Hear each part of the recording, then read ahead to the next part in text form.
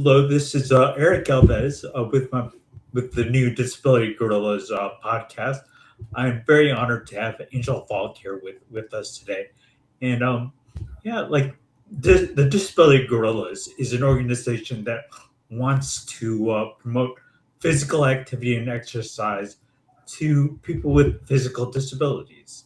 There's a lot of research out there about the benefits of exercise, and we just want to promote that. So I'm going to turn the mic over to Angel, and she can kind of give us an update and tell us a little bit about her story. So, Angel, if you could introduce yourself, that'd be great.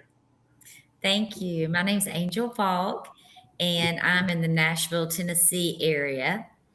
And I was actually born and raised in Montgomery, Alabama, became a Tennessee girl in 2003. But I have been a fitness instructor for 30 years, and I just agree with you so much. Fitness has helped me so much, not only with my body, but with my mind. And that is so important when you face a trauma like a brain tumor. So I was, a happy mom, 2 kids, a wife, living a normal life. And I noticed some hearing loss in my right ear and went to the doctor. And he did a test and said, well, it's not that bad. Let's just keep an eye on it. Well, I just very gradually, it just got worse. And one night in 2009, I woke up to no hearing. I could hear absolutely nothing. Finally got an MRI. I wish I'd gotten it 3 years earlier, but better late than never, right? So I got the MRI and I had a huge tumor. It was called a meningioma growing on my brainstem, and it had tails intertwining all the nerves that, that control your face, that control your hearing. Also the heart beating. They said if I hadn't gone in, if I didn't speak up and get some, tests done, I could have just died in my sleep, because your heart rate, your heartbeat is on your brainstem. So it's very important. So location is everything when it comes to tumors. Yes. So yeah, I went into a surgery, 14 hours, had 2 neurosurgeons at Vanderbilt and Nashville. And I was paralyzed on the right side. They said it may be a year and a half before I was teaching my fitness classes again. But because I went in so healthy and strong, I was actually in the gym in 6 weeks. And yeah, I couldn't really balance. My husband had to drive me. I couldn't drive yet. I had a patch on my eye. My face is still partially paralyzed, but it was really bad at this point.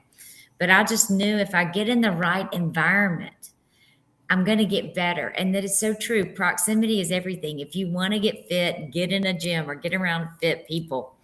And so I was there, and then I started teaching my indoor cycling class at 8 weeks out. And then at 12 weeks, I was back to doing Zumba and weights and everything. And it really, I just felt so happy to be back to living my life again. And unfortunately, a year later, the tumor grew again. And then I had radiation and got really, really sick. I had spots all over my face. My hair fell out. So I had, the first time my hair was shaved. The second time it fell out with radiation. But it keeps growing back. So this is all my real hair. People always ask me. And then a third time I had facial paralysis surgery to help improve my face. And I had to have my head shaved partially. So it's been a lot. It's been a lot of ups and downs, but I know God was with me through it all. And I did write my book. It's called Praise Through the Pain. That's my message, to tell people to keep praising God through everything. He gets you through it. And then Diagnosis to Destiny. If it wasn't for the diagnosis, I wouldn't have the platform I have now. I have a TV show where we do workouts. We talk about health and nutrition. And I have experts on, different experts sharing their testimonials. So it's been really a wonderful journey, and I'm actually thankful for it. I can say I'm actually thankful. And would I go back and change it all if I could? Of course. But to be where I am now, to have the friends, the community, and just the platform, because I love helping people. My name means messenger. Angel means messenger, and I just want to be a messenger, give people hope. So that's my version of my story. Okay. Yeah. Well, I mean that is great. My like I said, my background is in physical therapy, so I'm a very big proponent of people staying physically active, especially when they're going through any sort of oncology treatment. Yes. Think you were definitely onto something in terms of like getting people more physically active. Now, I did want to ask you: are most of your clients brain tumor survivors, or are they just general fitness buffs? Well, I have a few different groups of clients. So at the gym, it can be anybody, but it is primarily women my age. Okay. You want to take my classes, but I get younger women, I get mothers and daughters. Every now and then we get men. Um, and then I'm certified to teach silver sneakers, which is geared to older, 55 plus. And you can have people with disabilities, and they're easy. They often have caregivers with wheelchairs. So there's something for everybody. Now, my TV show, I make the workout super basic, and I know of one cancer survivor. She couldn't stand up to do the workouts, but she would sit in her chair with her little dumbbells, and she said she loved it. It just made her happy to be moving. And I just did a trauma informed coaching certification, and people who've been through trauma, whether it's with your health or family problems or anything, exercise helps. It helps with everything, with your mental health, because a lot of times when we have different issues, and a lot of people I know in the brain tumor community have facial paralysis, and a lot of the women, they will not even go in public, and they feel this shame. And shame, I like to say shame is Satan's game. Okay. The devil puts us in shame to stop us from living life. And God wants us to all live an abundant life and get out and do things and help make the world a better place. And when you're caught in shame and it keeps you living in your house and you won't go out and you won't move your body, some people get so caught up in shame or so covered in it, they literally can't move, and that leads to depression when you're in the bed and you can't even move. So I tell people, you've got to get up. You've got to do something, even if it's just walking to the mailbox. If that is a victory for you that day, get up and walk. And sometimes if you tell yourself, okay, I'm only going to walk 5 minutes, then that will extend to 15 or 20 or 30 minutes. So just taking that one little step to do something to move your body is a step towards healing. Yeah, so Angel, I did want to ask you, like, what kind of things do you do in your classes? I know you said you teach a lot, so what kind of exercises do you do with people? I love exercise. I love all types of exercise. I've been teaching for 30 years, so I have changed. Now, when I first started exercise, it was step aerobics. It was the Jane Fonda high-low type classes where we're just running in circles and jumping, and I taught spinning, indoor cycling. I taught that for many years. I taught kickbox. We used to do a class called Turbo Kick, and some of y'all might be familiar with that, but it was like hip hop with kicking and punching. It was so fun. A lot of choreography. And then I did Zumba for years, and I love Zumba. And I don't teach that anymore, but I still take Zumba because it makes me happy. It really improves my smile. But now what I teach is bar. It's a lot of light weights and flexibility. And, the women always want that toned body look. So I do bar, and I also do strength training classes. So that is my favorite, because if you really want to see results, you need to lift heavy weights. Yeah. So for people who just don't have it yet, they're not strong enough for that yet, start light, but build up. It's called progressive overload, where you just keep getting stronger. You do more reps, you do heavier weights. And that is when you really feel your best and look your best. Yeah, no, actually, I did have a question. Like, I mean, you mentioned bar. I'm not familiar with that. What exactly is that? Okay, yeah, it was, I forgot when it was created, but it's actually like a bar at the Oh, wall, like a ballerina. You've seen ballerinas do things at the bar, and they're doing plies and all these different, it's a lot of stretching and tiny movements, like you're pulsing your movements. The weights are only like 3 pounds and you're just pulsing, so you really feel the pump, and it just feels really good. It's a great class too for those who can't lift heavy weights yeah. because they don't want to injure themselves, yet they still want to have that toning. And yeah, it's great. Now, my bar class has a lot of cardio. We are really moving. We really get that heart rate up. So we do some things at the bar. I usually work legs at the bar, and then we get on the mat and do a lot of upper body strength Okay. and planks, push ups. Then we use the little Pilates balls. Um, and Pilates and bar, I teach both. I have a fat burning Pilates class and a bar class. They're very similar, but we No, do a lot of exercises, just like squeezing the ball between our knees, different things like that. A lot of core work too, a lot of strength in the abs.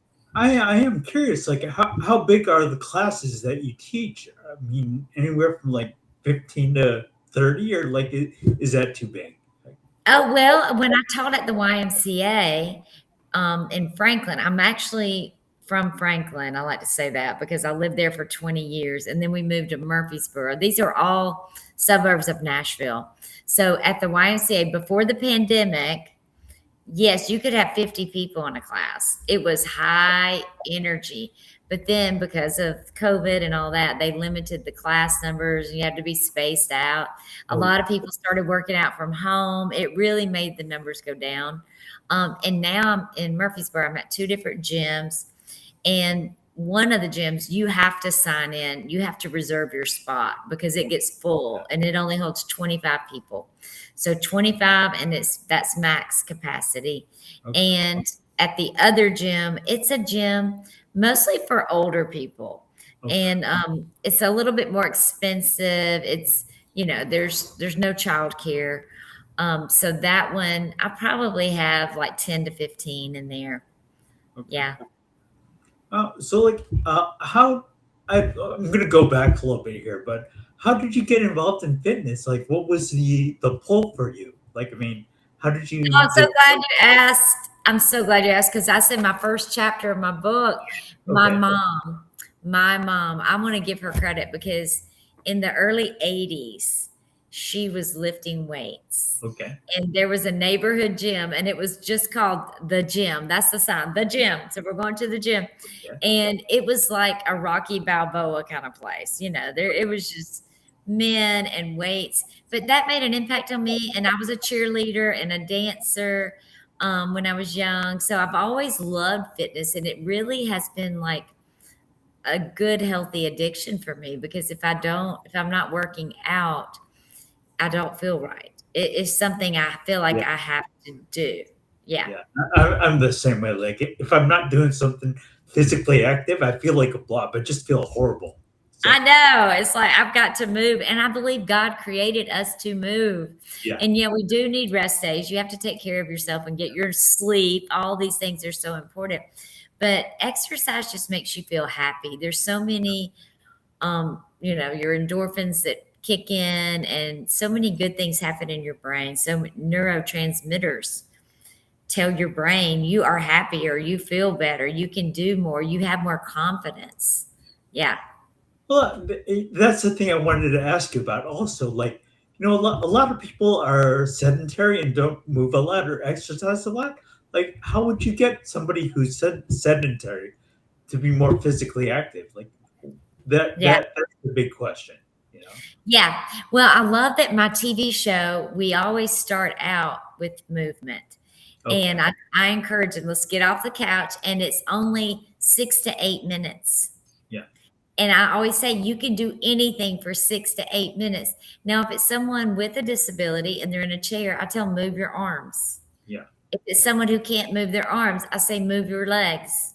You Yeah. do what you can do. You focus on what you can do, and you have that attitude of gratitude. Be thankful you have two arms at work, or be thankful you have two legs at work. We have to change our mindset. It's really all up here, because if somebody says they can't, well, why? Ask yourself why. What's holding me back? It's because you think you're not worthy of having a healthy, strong body? Is it because you don't think there's enough time in the day? It doesn't take a lot of time. And I have coaching clients. I have a coaching program online with workouts they do from home. And if they work full time, I help them figure it out. We either get up early, we do it after work, we do it on a lunch break. And in addition to our weight training, I want them to move. You don't just sit all day and then do that one workout. So to get steps, you park further out. Those little tricks work. If you need to get a few more thousand steps, you go to Target and you walk the aisles. It's shopping therapy. Exactly. If you're at work, take the stairs. If you have to set timers on your phone for like every hour to get up and drink water, go to the bathroom, stretch, take a flight of stairs, it is so worth it. It's been proven that people do better at work. They're more Yeah. focused if Yeah. they get some movement throughout the day. So, I'm assuming you grew up in Tennessee, or where did you grow up? I was born in Montgomery, Alabama, and we moved to Tennessee 2003. So our children were 3 and 6 years old, and now they're 26 and 29. Yeah. So I call Franklin my home because it feels like home. Gotcha. I definitely have so many questions for you because, like, I too am a meningioma survivor, and I was curious, like, how did you meet so many individuals? Like, were you involved in a lot of groups, or? Well, I remember on Instagram, I did a hashtag facial paralysis, and I shared my story. I tell everything. I'm like to share. And someone reached out to me and she said, I'm doing a blog on facial paralysis. Will you do it? And I said, yes. So she put me in a blog. Well, another facial paralysis person saw that and reached out and said, hey, we have a Facebook group. So she put me in the Facebook group, and there were thousands of people from around the world. And the lady who ran the group and we just got, to chatting and talking, and she's really nice. And that's how I met Lisa, who was in the group, who wanted to be on tonight. But she connected me with more people, and I have a wellness company I'm part of. And so she joined my wellness company. So I kind of mentored her with that. And then we went to California for a big meeting because I reached the top level in the company. It was very exciting. So she went with me and she introduced me to a whole group of people with facial paralysis because she was a volunteer for one of the leading surgeons out there who does surgery for people with facial paralysis. So then I got to really see people and get to know them. And then I got kicked out of that facial paralysis group. So I started my own, and I put it in a few of the brain tumor groups. And so many people came. And then one of my doctors, he's my facial paralysis surgeon he does Botox on my neck and up here, because sometimes, I don't know if you experience synkinesis. Have you had that? It's when, I don't think okay, it's when your nerves miswire and you get a lot of pulling and stretching, and it can be painful. Mine's not really painful. It's just mostly annoying. But he asked me to be on a panel for this.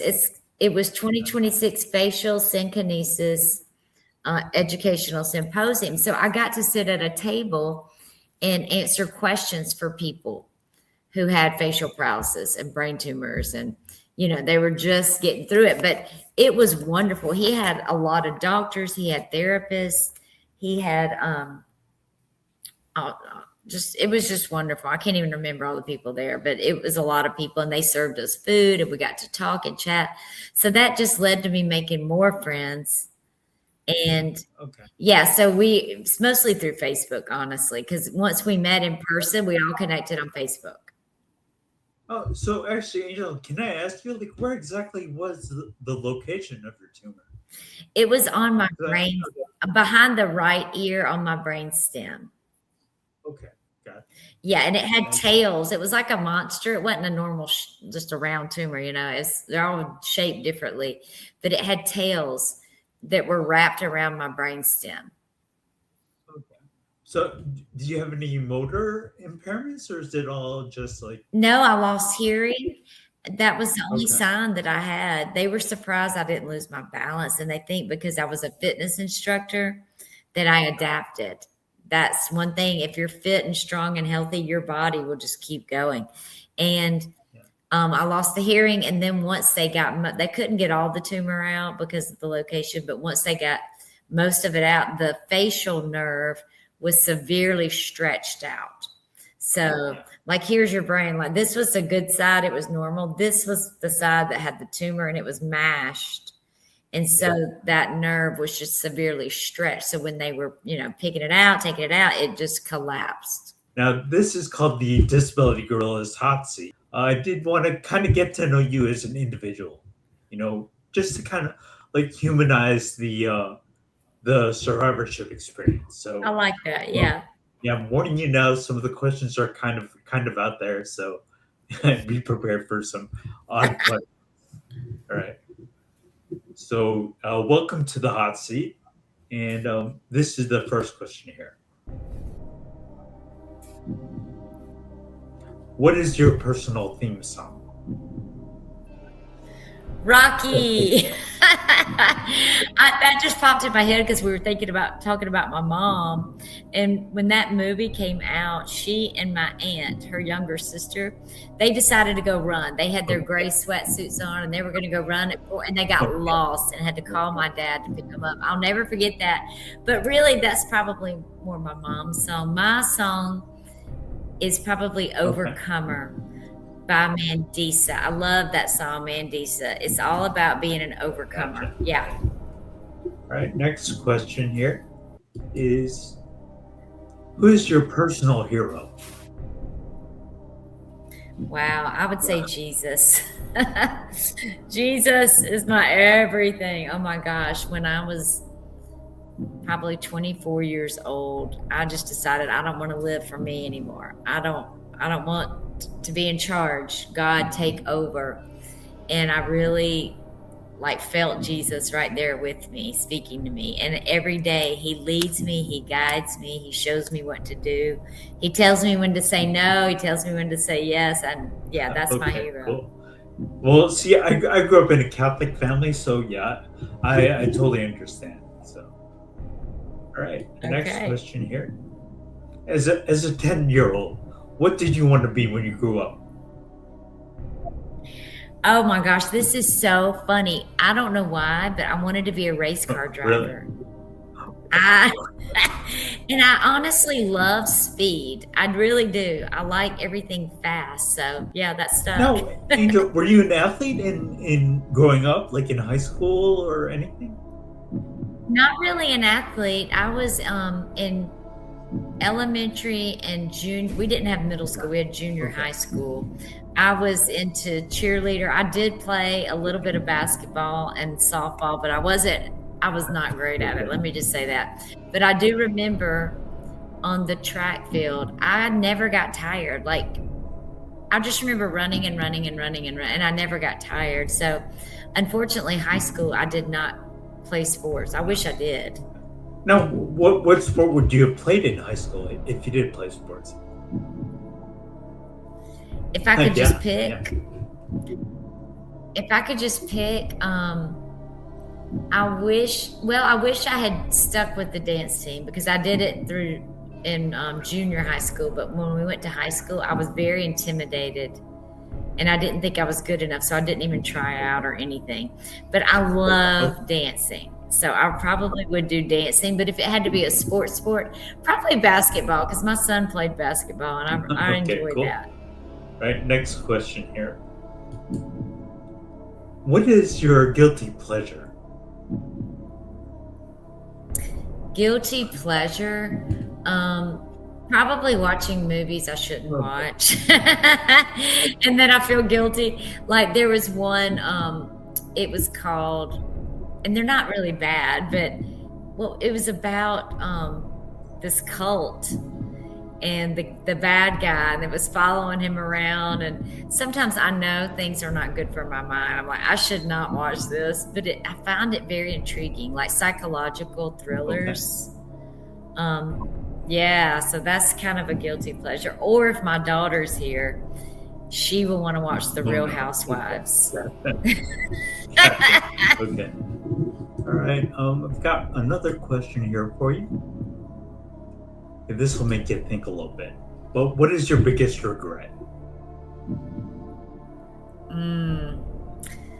Wow, the first one that popped in my head is my mom was murdered, and that's a whole nother story. I'm going to be writing that book soon, but we had the person that we knew did it. It was her husband, and it took 23 years to get justice. 23 years to get him in prison. But when they first had him in for questioning, they called me. It was in another state, and they wanted me to come right then. But I was scared, and all my family, they were trying to protect me, but they wouldn't let me go. And then, not that they wouldn't let me, but they gave me the advice, don't go. Don't go. It's too much. It's too hard. But I wish I had done it to face him that night. Because I think maybe, and God knows, and his timing's always perfect, but maybe we could have moved things along faster if I had actually gone. Wow. That's pretty deep. Okay. I could ask you more, but I do want to keep things a little bit moving here. Okay. On a lighter note, like if there was a movie biopic about you, who would play you? I would want my daughter to play me because she's really? an actress. Oh, cool. Wow. Yeah, she hasn't done it in a while, but she was really good in theater. Yeah. Oh. But if it had to be a movie star, I might want either Reese Witherspoon or Gwyneth Paltrow. Wow. Okay. I like them. Very cool. Yeah. All right. Next question here is what do you like to do in your spare time? Well, I always wake up and I spend about an hour just in my quiet time, just reading the Bible, journaling, praying, meditating. I like to say it's time to decree and declare. So I have a vision board of what I feel like the Lord has given me. And I just spend time doing that. And I love walking. I walk outside and I play with my dogs a lot. I love my dogs. What kind of dog? So that's what I do. What kind of dogs do you have? Well, I have two. I have Jack. He's my big baby. When we got him, he was a rescue. And they told us he would weigh about 35 pounds, and he's 85 pounds. And we found out he is a Great Pyrenees mix. So they are very protective. But he is so loving and sweet. He's a gentle giant. And then my other little dog is actually my grand dog. My daughter got married and they moved to an apartment. So we kept him because he likes having a house in the yard and a neighborhood to walk in. But his name is Tater Tot, and he's a rescue. And he's part beagle and part lab or golden retriever. I think golden retriever. Yeah, he looks like a tater tot. Okay. Yeah, that's his name. Wow. Okay, I've got 10 questions. We're on number 8 right now. But number 8 here, if you won the lottery, like what is the first thing you would buy? Okay, I have that on my vision board. Actually, I'm ready.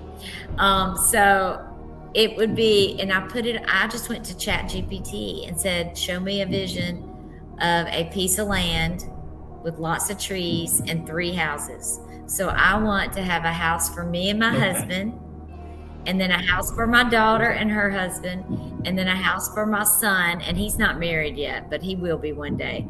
And I just want that. And I want a little golf cart so that when I have grandchildren, we can play around and go, all over the land. And I want a chicken Okay. house, because I want chickens and Yeah. fresh eggs every day. And yeah, that is what I would do with my money. So I love Very that cool. Okay. question. All right. This next question is very controversial, but I definitely want to get your take on this. All right. Okay. You ready? Okay, Okay. I'm Pineapple on ready. pizza. Yes or no? Yeah. Yes, absolutely. I love pineapple. Okay. Yes. I haven't had pizza Oh, in really? years, though. I don't even remember the In last years? time. Really? Well, I don't eat simple oh, okay. carbs. Gotcha. I do. But you do like pineapple on pizza, though, right? Yes, I would. And I saw a recipe. You make the crust for the pizza out of ground chicken. Really? You can take ground chicken and make a crust out of that. So I may try that one Interesting. day. I've never heard that before. Crust out Yeah. of chicken? Wow. Yeah, Yes. you'll definitely have to let me know how that tastes because very interesting. Okay, I will. And last question here is and any parting words for any or specifically brain tumor survivors or people with disabilities. Yes, yes. I would say remember you're not alone, because I think it can be very isolating. You can tend to feel like you just don't want to be in a crowd anymore. And there's various reasons. Like I'm single-sided deaf and I've tried hearing aids, it doesn't work. So it's hard to be in a crowd because you can't always hear. But you still need to get out, and you need a community of people that will understand. So fine. And we have so many Facebook groups now. I have a group I started because I got kicked out of one, and I started it, and it's for facial paralysis, and it's called Facial Paralysis Encouragement and Support or something like that. But if anybody wants to reach out to me, they can. But I really think that's so important, to not be alone. And find a community that gets you. You can be yourself, you can be authentic and real and share your pain, because we know it's not easy. And, we like to do Zoom calls where women feel free, and men too, feel free to share their face, and they don't want to otherwise. Maybe on Facebook or Instagram, they'll never put a picture of themselves, but they might show up in the Zoom call. And it's nice when you can be around other people that look like you. So if you have any type of handicap, there's always going to be somebody else with that handicap, and you can relate and have that time of discussing the pain and the problems, but also giving each other hope and encouraging each other and laughing and learning to live again, learning to do what makes you happy. Like some people, it may be out gardening or going to a workout class or whatever. But once you find a group and you start building that confidence, then you can do more. That's great. Yeah. Okay, I think that was the last question on the hot seat. So, thank you for participating in that. No, I think we know you a little bit better now. So well, that's yeah, great. I think we can probably Thank go ahead and end things now. But yeah, I really want to say thanks for doing this. I mean, it was a pleasure to meet you, and I definitely want to learn more about your journey. So when is your book going to get published, or is it It is. already It's on available? Amazon. It made the bestseller list Oh, in okay, about cool. 5 different categories. It even beat Bruce Springsteen because he had a book in the Okay, dancing category. So, yeah, I just share my okay, story about how I got into fitness, how, my mom led me down that path. And then I do share my brain tumor story and how okay. fitness really helped me. I share about my That's family, because it is so good if you have a family that supports you, and not everybody has that. Um, Yeah. but if for those of us that do have it, we need to be really grateful. And for those that don't, Oh, find a community of friends that will support you. yeah. I mean, that was the thing early on for me. Like it was through social media where I was able to connect with a lot of people through like Yes. Facebook. And early on, I think it was MySpace. So I met a few You are people ahead through of me. I that. never did MySpace. Okay. But yeah, I really want to say thanks for doing this. This was great, and I'd love to talk to you some more. This is Absolutely. I wonderful. enjoyed it. I love sharing because I want everybody to have hope. Just because you Totally have a agree. diagnosis, that doesn't mean your life's over. Exactly. It's just a Exactly. chapter. And just because bad things happen to you, you don't have to have that victim mentality. It's you have to just own it and say, okay, what's next? What can I do with this?